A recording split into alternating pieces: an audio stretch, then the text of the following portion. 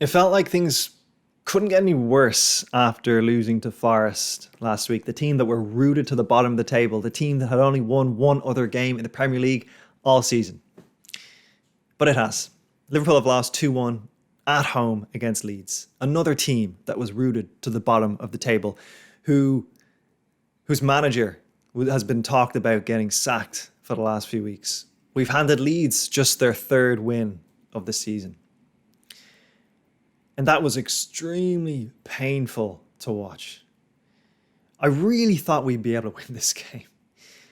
Historically, even when Liverpool aren't playing well, if we're at home against a side that doesn't sit back, that doesn't just try to play counter-attack, that actually tries to press and take you on the front foot, historically we've always beaten these teams, especially at home.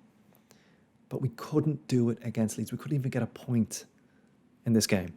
Again, the start was terrible. To concede after 3 minutes, it's unforgivable.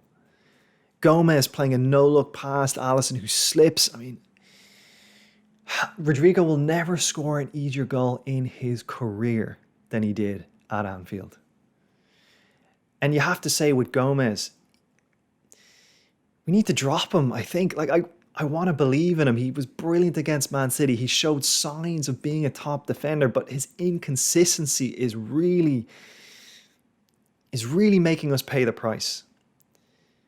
He just seems to make a lot of big errors.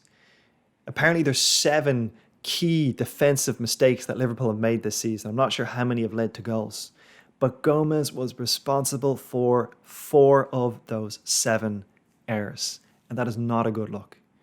The opening of the game was just, again, I keep using the word sloppy. It was so sloppy. It was the same against Ajax in midweek. We just seem like we're just player after player just giving the ball away over and over. It's like we're taking turns to just do a bad pass to give Leeds encouragement in the game. Fortunately then, Salah gets the equaliser. And you're thinking, okay, and it was early. We have so much time to go on and win it. But in that first half, if anything, Leeds looked more likely to score. They hit the bar soon after. Alisson had to make a good save. We just couldn't control the game properly. We did start getting a little bit more control in the midfield, or at least doing slower build-ups. But then our attacking threats started to wane as well. You're thinking, okay, second half, look, usually Klopp makes some good pointers. Liverpool usually come out stronger. That first 15 minutes of the second half, terrible again. If anything, it was an even game. We didn't look like a superior team. We didn't look like a top 4 side. Fabinho, again, awful game. Looks off the pace, so easy to run past. Seems to always be late, struggling to get back. Elliott, poorest game I've seen from him in a Liverpool shirt. He just gave the ball away over and over again. Couldn't influence things on the attacking end. And you do really worry about this midfield and the balance of it. Leeds looked like they had more energy. They looked more intense. Apparently they ran 11 kilometres more than Liverpool over the course of the 90 minutes. And in one sense, it's easy to see what the problem is with the midfield. When you've got 2 fullbacks who are going to attack a lot and relieve gaps, and you've got 3 forwards, you need a solid midfield who are going to put in a lot of the legwork and defensive work to cover for the rest of those players. And in the past, we've had that. We've had Wijnaldum and Milner and Henderson working their socks off, putting in tackles, putting a shift in, getting physical, closing down. And now we've got Thiago, who's obviously a huge step up on the ball, but you need to be able to dominate with him on the pitch. He does win a lot of ball as well, but he doesn't have any recovery pace. Fabinho has no recovery pace. Elliott has no recovery pace and doesn't offer that much off the ball. The balance just looks wrong. It's too easy to play against us, too easy to get through, too easy to create chances. Núñez, to be fair, from an overall striker perspective, he looked more rounded in this game than he has in others, but he missed 2 chances he had to put away. First half, Trent played him in brilliantly, one-on-one with the keeper on his left foot. didn't seem to know what to do. Tried to cut back on his right. Melia got a foot in. Didn't even get a shot away. Second half, Salah plays him in brilliantly. Has a great chance to score. Hits it at the goalkeeper. It was a good save, but really needed him to take one of those chances. From a Núñez perspective, though, some people, he's getting so much negativity and people are putting him in the flop category with people like Timo Werner or Andy Carroll. I mean, look, just to debunk that, he's nowhere near that. I mean, it's not gone perfectly for him so far, but he gets so many chances. His movement's great. His pace is great. Apparently against, who was it, West Ham a few weeks ago, he clocked the fastest speed in the Premier League ever, 38 kilometers an hour or something. I mean, a little bit surprised by that, but long story short is he's fast. But as well, if you look at his underlying numbers, he's got 3 goals in the Premier League so far this season and 1 assist. He's had a decent few appearances, but he's come on quite a lot and he's got taken off early quite a lot. He's only completed, if you look at his goals per 90 minutes, he's only played 4.8 games. And he's got those 3 goals, 1 assist.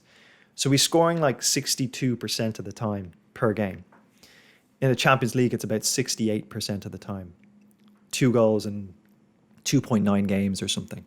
So the point is, he's actually, from a numbers perspective, he's actually doing pretty well in terms of minutes on the pitch. For perspective, on the Timo Werner side, per 90 minutes, he was scoring 0.21 of the time in his first season and 0.28 in the second season. Okay, so Núñez, incomparable. Núñez is scoring at, I know it's a smaller sample size, but he's scoring at more than double the rate. So he's certainly not a flop or anything close to that. Unfortunately, though, he couldn't get on a score sheet today, and we really, really needed him to do so.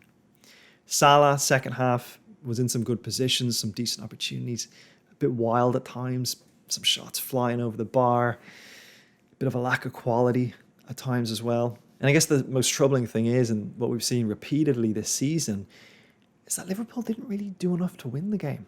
Their expected goals was 1.9. Leeds' was like 1.6. So a draw could have been a fair result.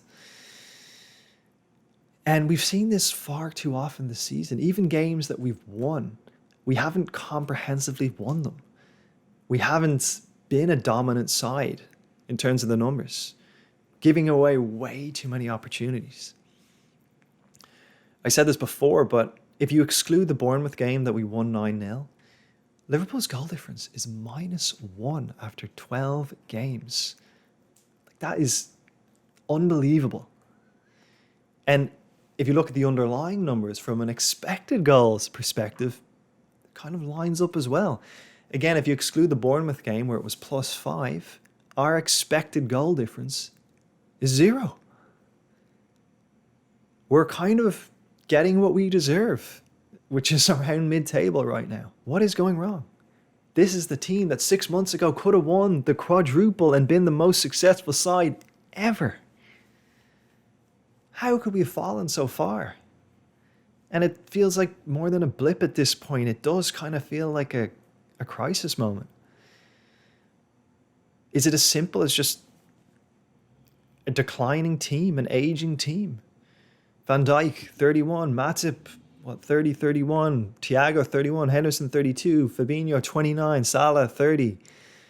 Maybe all our top players are just dropping off. We don't seem to have the energy anymore, that intensity that you associate with Klopp teams. The speed of play, we don't seem to have it anymore. I'm really concerned about Liverpool even getting top 4 this season. I've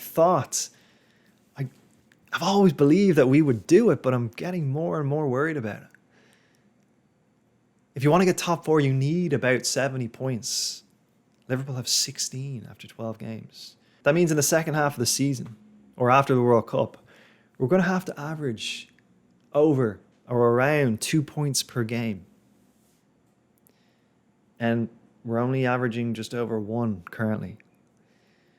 So it doesn't look like we have it in us to put a run together. We can only hope that we get as many points as possible until the World Cup and that Klopp can work some magic. Maybe we get a face or two in the transfer window that can jumpstart us, and that this team completely turns around the performances it's been putting in the second half of the season. And that is looking like the only way we can get top four. But the problems are big, and we need a dramatic improvement. Hopefully, things improve soon.